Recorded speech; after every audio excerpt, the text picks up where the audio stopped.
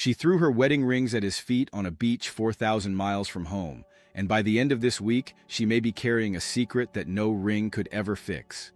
A marriage that looked unbreakable just weeks ago is now lying in pieces on the sand of Monaco, and the woman who broke it isn't even the one holding the shattered gold. There's a husband racing across an ocean right now, terrified he's already lost the fight before he's even landed. There's a wife hiding in an office at midnight, drink in hand, trying to numb a betrayal she can't outrun.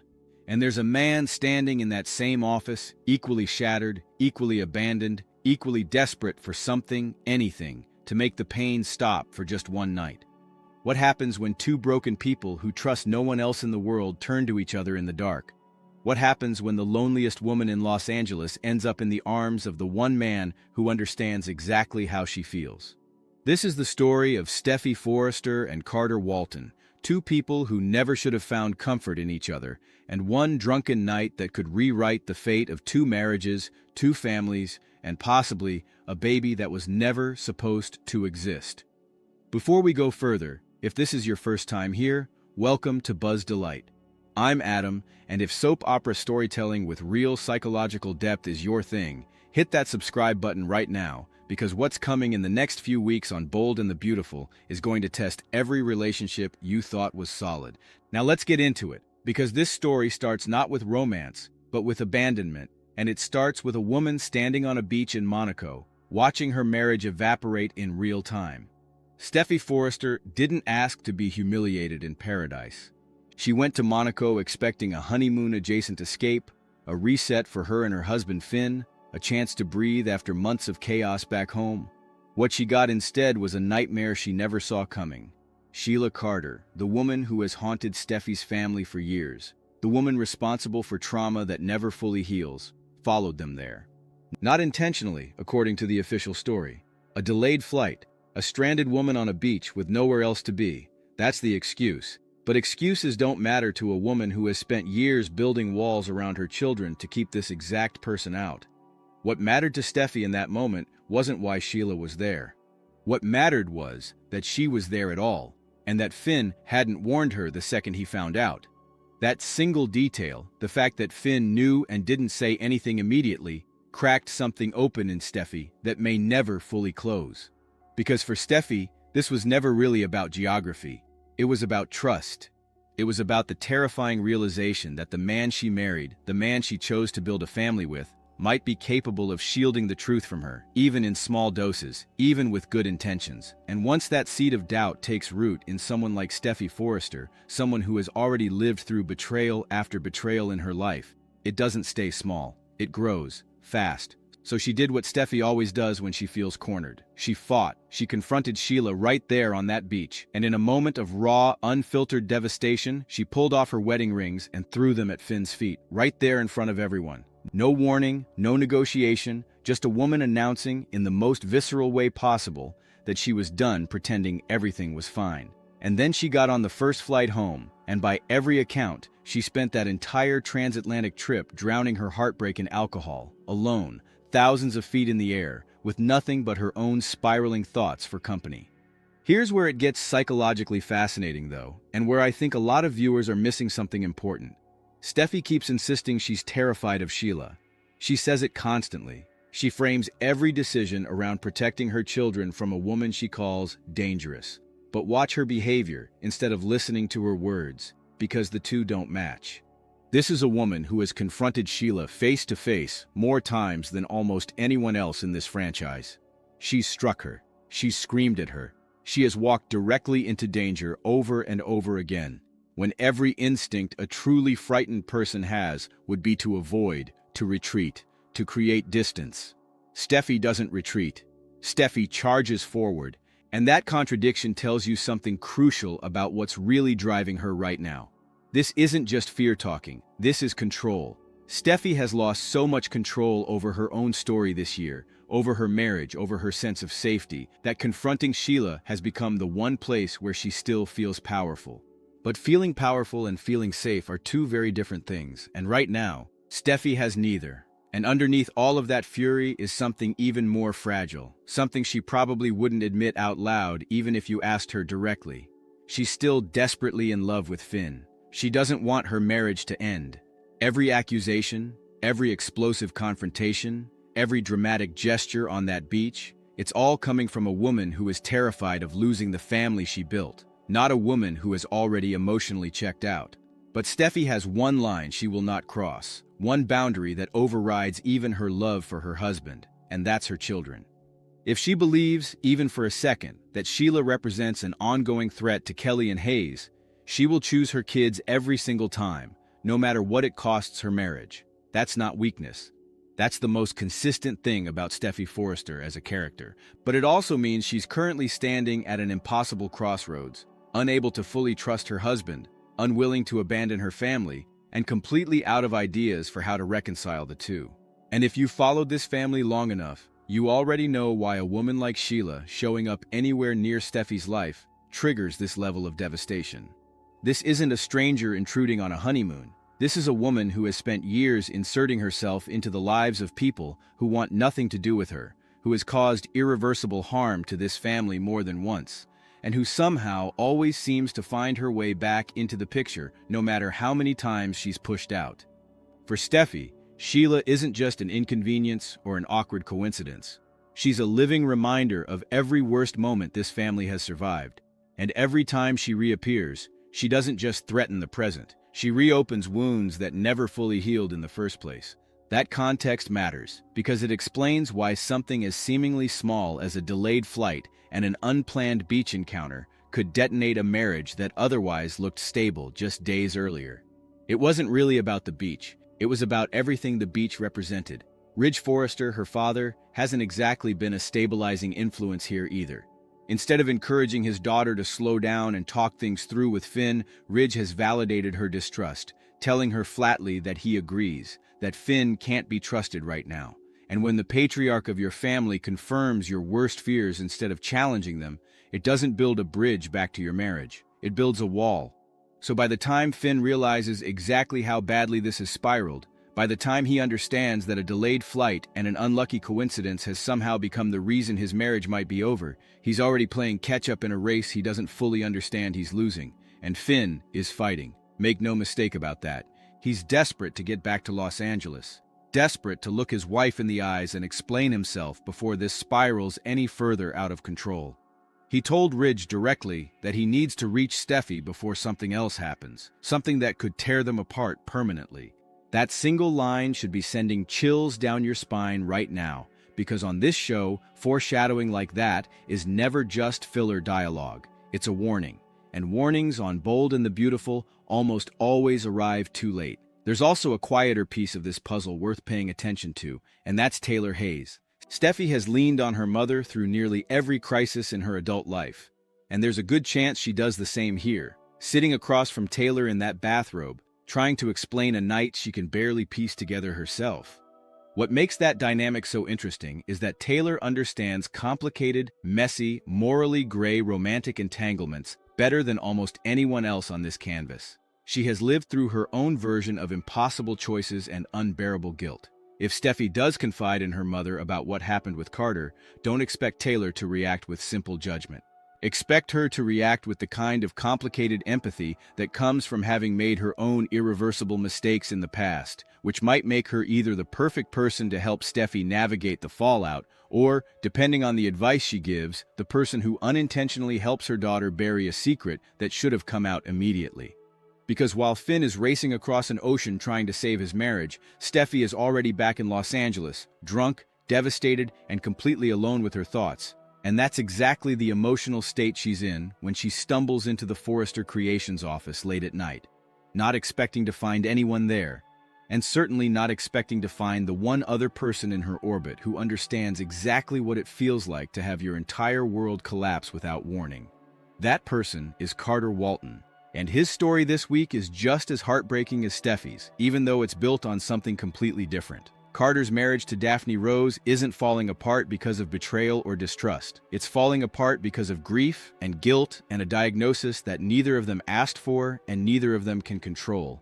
Daphne recently learned she's dealing with premature ovarian dysfunction, a devastating condition that makes it extremely difficult, if not impossible, for her to conceive naturally.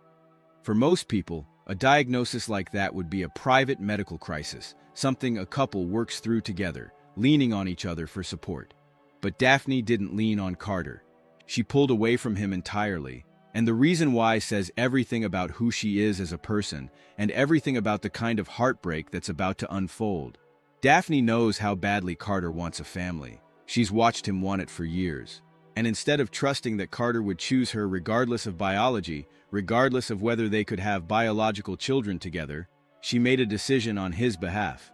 She decided that the most loving thing she could do was set him free. She told him their marriage was a mistake, words that must have felt like a physical blow to a man who has never once given her a reason to doubt his commitment.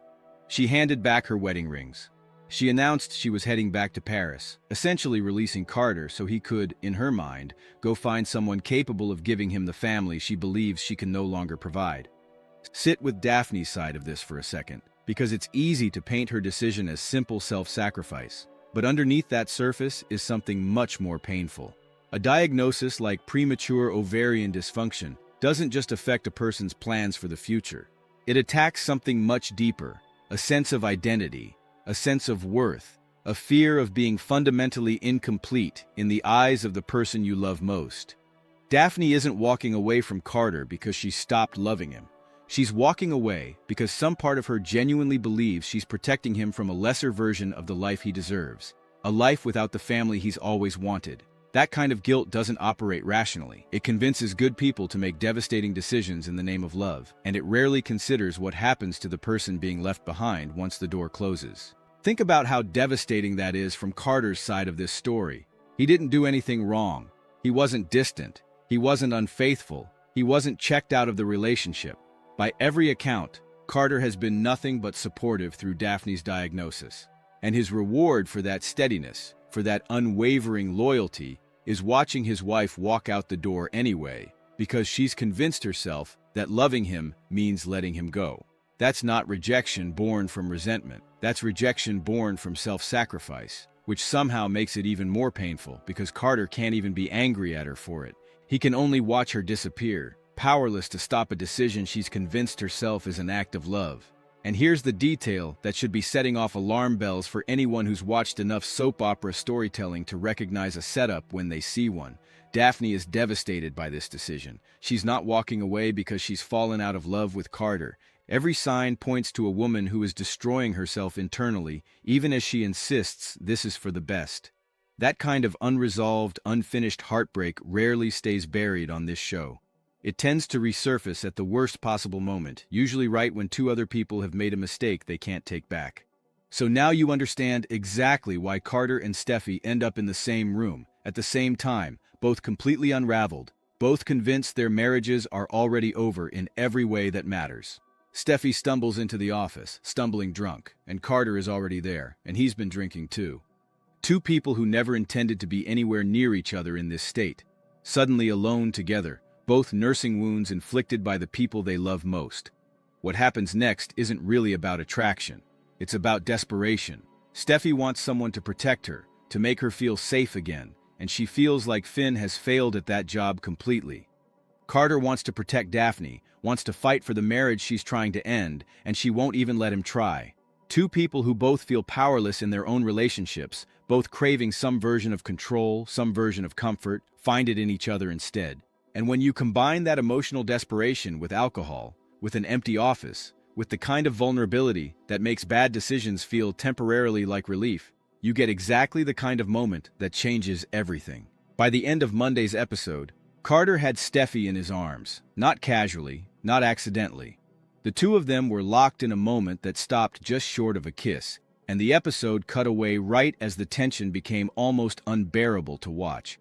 That's the kind of cliffhanger that's designed to make you scream at your screen, because you absolutely know, that this isn't going to end with two responsible adults deciding to pump the brakes and go home separately. Steffy is set to head back to her own place before this all plays out further, presumably to sober up, to crawl into a bathrobe, to try to process what almost just happened in that office. But almost never stays almost on this show for long. And given everything we know about how these stories tend to unfold, given the way the show has been building toward this exact kind of collision for weeks, there's a very real chance that what almost happened Monday night doesn't stay almost for much longer. Now here's where the psychological complexity really deepens, because if Steffy and Carter do cross that line, and there is growing reason to believe they will, the show may not even show it to us directly. Bold and the Beautiful has a long history of using flashback structure to reveal moments like this, cutting away from the initial spark and then confirming what happened later, through scattered memories, morning after silence, and the kind of guilty, hungover confusion that makes a mistake feel even more real once the alcohol wears off. Picture it. Steffy waking up back at her own place, disoriented, piecing together fragments of the night before. Carter doing the same, staring at his own reflection, trying to reconcile what he did with who he thought he was. And if that's how this plays out, if Steffy and Carter really do sleep together in a moment of mutual heartbreak and poor judgment, the fallout isn't just going to be about two people cheating on their spouses. It's going to be about something far messier, because Steffy isn't just any woman in Carter's life. She's Daphne's best friend. Think about the layers of betrayal wrapped up in that single fact. Daphne didn't just walk away from her marriage because of an ovarian diagnosis. She walked away believing she was protecting Carter, believing she was doing the selfless thing. And if her best friend ends up in bed with her husband during that exact window of vulnerability, it doesn't just break a marriage. It obliterates a friendship, and it turns Daphne's act of self-sacrifice into something almost unbearably cruel in hindsight, a decision that directly opened the door to the very betrayal she never saw coming. But here's where this story could go from painful to genuinely explosive, and it's rooted in something Steffy said weeks ago that barely registered as significant at the time. Steffy mentioned to Daphne that she had frozen some of her eggs. On the surface, that felt like a passing detail, maybe a setup for a future storyline about Steffy's own fertility down the road. But rewatch that conversation with everything we now know, and it starts to look like something else entirely. It starts to look like foreshadowing for one of the most devastating pregnancy storylines this show has ever attempted. Because if Steffy and Carter do sleep together, and if that single night results in a pregnancy, Steffy isn't just facing an affair to hide. She's facing a paternity question that could destroy multiple relationships simultaneously. She would need another paternity test, conducted in secret, the results of which could either save her marriage to Finn or end it permanently, depending entirely on which man turns out to be the father. And if that test comes back with Carter's name on it, Steffy would be sitting on a secret so combustible that keeping it hidden from Finn would become nearly impossible.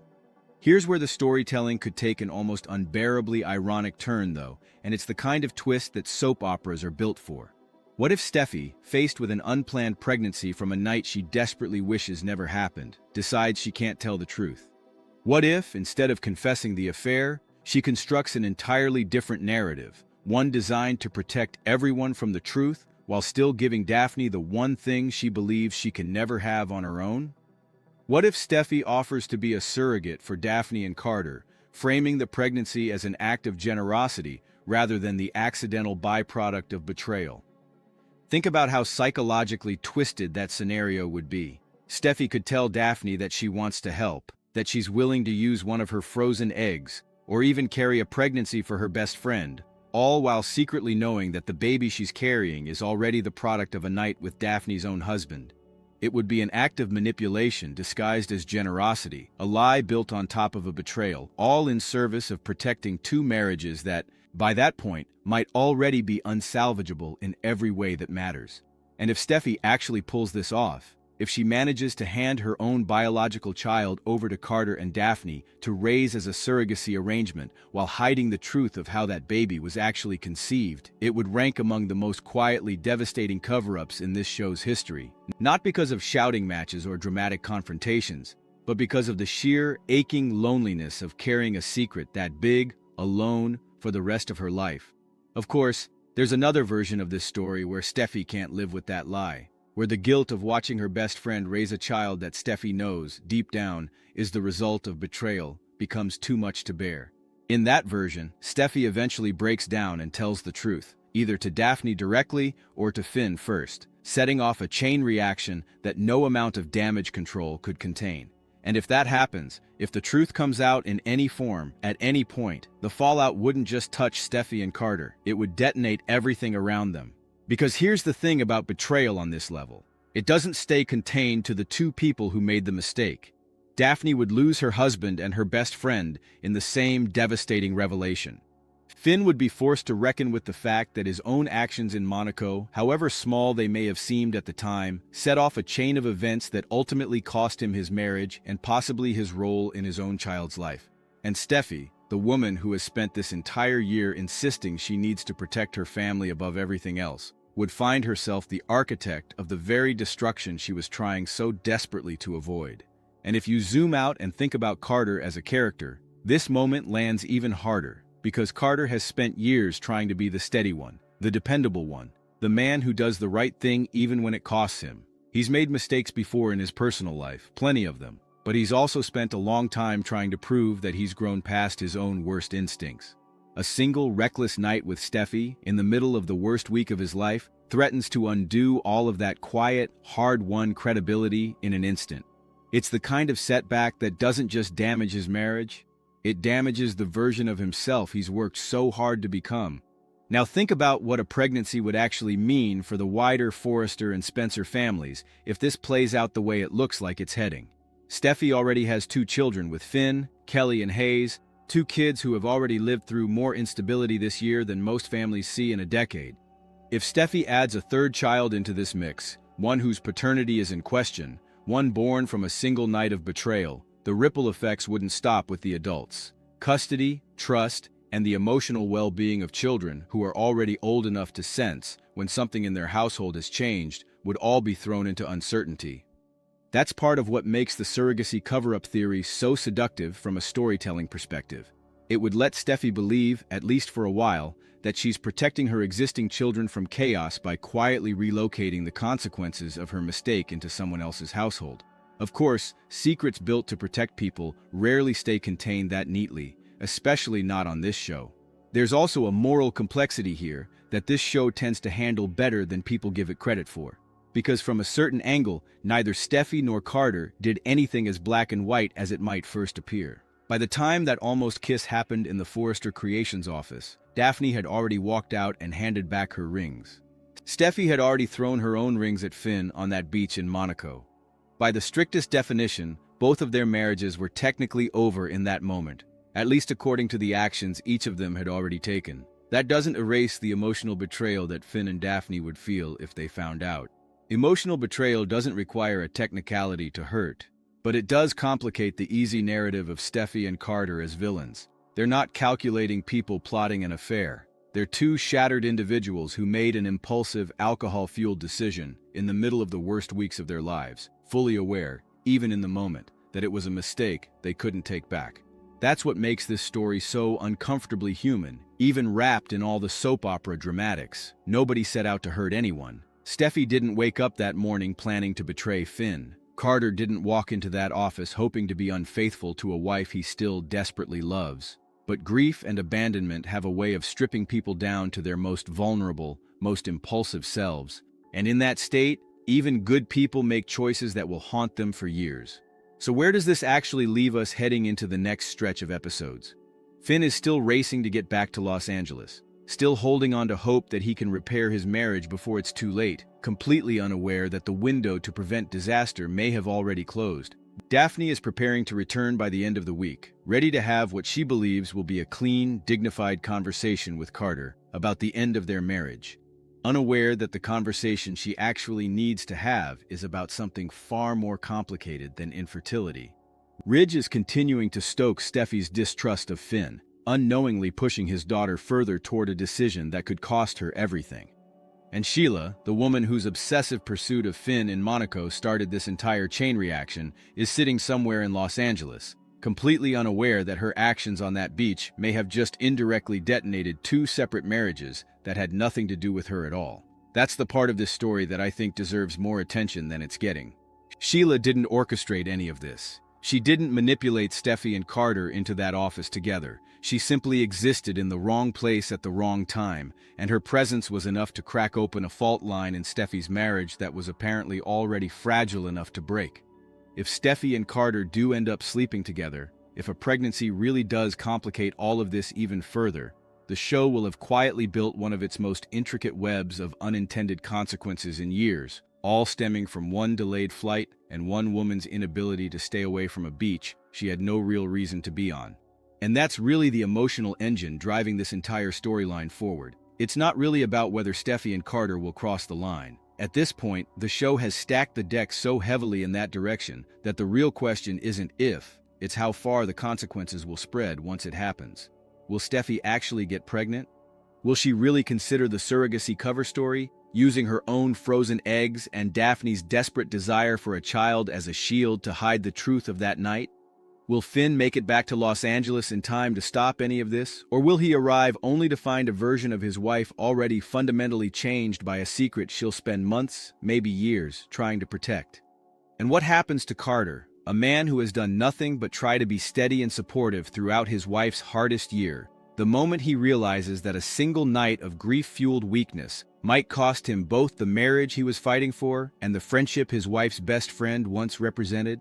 And let's talk for a second about what this does to the friendship between Steffy and Daphne specifically, because that relationship deserves its own moment of attention here. Best friendships built on years of trust don't just crack when a betrayal like this surfaces. They shatter in a way that reshapes how a person sees their own past.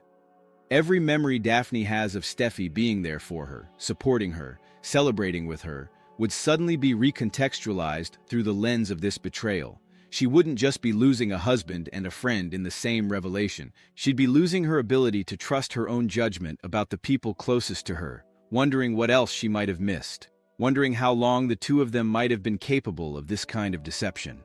That's the kind of damage that doesn't heal on a typical soap opera timeline. That's the kind of damage that reshapes a character for years. And it's worth asking what this does to Steffy long-term, even if she never gets caught. Carrying a secret like this, watching Daphne raise a child she believes was conceived through generosity rather than betrayal, watching Carter interact with that child knowing the truth neither of them can ever say out loud, that's not a storyline that resolves quietly. That's the kind of secret that erodes a person from the inside, resurfacing in unguarded moments, in arguments that suddenly go deeper than they should. In the quiet, guilty way Steffy might flinch every time someone calls her generous for what she supposedly did for her best friend. Even in the version of this story where nobody ever finds out, Steffy doesn't actually get away with anything. She just trades one kind of suffering for another, and in some ways, the quiet, permanent kind might be worse. There are no clean answers here, and that's exactly why this storyline has the potential to become one of the most talked about arcs of the year. Every character involved is sympathetic in some way, and every character involved is about to make choices that will be nearly impossible to forgive. Steffy isn't a villain. She's a terrified woman clinging to the last shred of control she has left. Carter isn't a predator. He's a devoted husband whose wife tried to release him out of love, only to watch him make a devastating mistake the very same week. Daphne isn't naive. She's a woman so consumed by guilt over something she can't control that she convinced herself walking away was an act of love, without realizing what that decision might set in motion. And Finn isn't careless. He's a man who made one small misjudgment, choosing not to immediately alarm his wife about a delayed flight, and that single decision may end up costing him everything he was trying to protect in the first place. As Brad Bell himself promised, the events surrounding Monaco were always going to be life-changing. Most of us assumed that meant something redemptive, some kind of turning point where Sheila finally proved she'd changed, where the show delivered a moment of healing after years of chaos. Instead, what we're getting is something far darker and far more interesting. A slow-motion collision between two marriages that had nothing to do with each other until one drunken night in an empty office changed the trajectory of everyone involved. There's one more angle worth sitting with before we get to what's coming next, and it's the question of what Finn actually does if he arrives home to discover, in whatever form the truth eventually takes, that his wife slept with another man while he was racing across an ocean trying to save their marriage. Finn has spent this entire year trying to prove his loyalty, trying to prove that Sheila's chaos doesn't define him, trying to prove that he's nothing like the mother who abandoned any claim to trust the moment she stepped onto that beach. If he comes home only to learn that his own marriage collapsed anyway, not because of anything he did wrong in that moment, but because of a decision Steffy made in his absence, it could fundamentally change how he sees himself in this family. Does he forgive her, understanding that grief and fear pushed her into a mistake she never would have made with a clear head?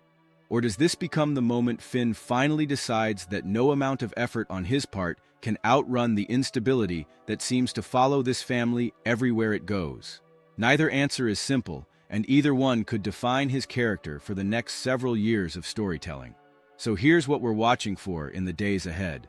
Does Steffy actually go through with it, or does some last flicker of loyalty to Finn, to Daphne, to the life she's built, pull her back from the edge before it's too late? Does Carter allow grief to override every instinct that has made him one of the most consistently honorable characters on this entire show? And if the worst does happen, if Steffy really does end up pregnant with Carter's child, how far is she willing to go to protect that secret? And how long can a lie that big possibly survive on a canvas where secrets never seem to stay buried for long? And don't overlook Sheila's role in whatever comes next either, because a woman like that rarely stays on the sidelines once she senses instability in Steffy's marriage. If Finn and Steffy's relationship fractures further because of this, Sheila won't see heartbreak. She'll see opportunity, another chance to insert herself back into her son's life under the guise of comfort and support, and that alone should worry everyone who understands how dangerous her patterns have always been. One thing is certain, whatever happens next won't just change Steffy and Finn's marriage, or Carter and Daphne's marriage. It's going to ripple outward into every relationship connected to them, and by the time the truth finally surfaces, because on this show, it always does, nobody involved is going to walk away unscathed. Make sure you're subscribed, because we'll be tracking every twist of this story as it unfolds. And trust me, this is only the beginning.